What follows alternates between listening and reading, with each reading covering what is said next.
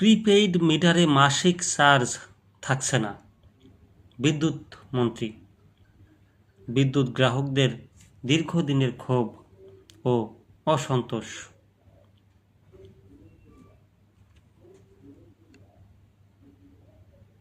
অসন্তোষের অবসান ঘটিয়ে প্রিপেইড মিটারের মাসিক ভাড়া প্রত্যাহার করার চূড়ান্ত সিদ্ধান্ত নিয়েছে সরকার।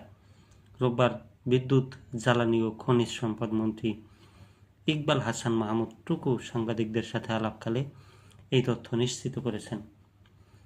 তিনি জানান, খুব দ্রুতই এই সিদ্ধান্ত কার্যকর হতে যাচ্ছে।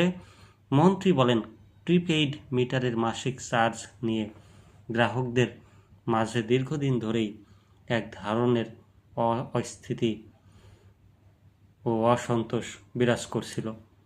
বিষয়টি আমরা নিবিড়ভাবে পর্যবেক্ষণ করেছি।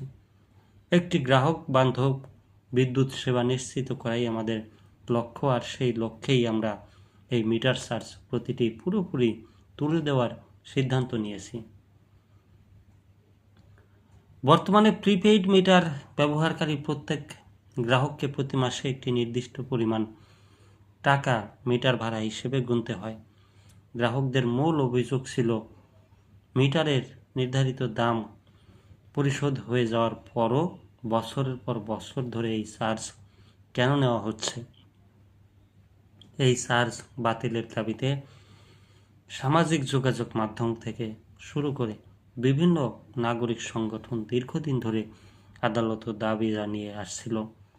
সরকারের এই নতুন সিদ্ধান্তের ফলে গ্রাহকদের মাসিক বিদ্যুৎ খরচ কিছুটা হলেও কমবে বলে আশা করা হচ্ছে।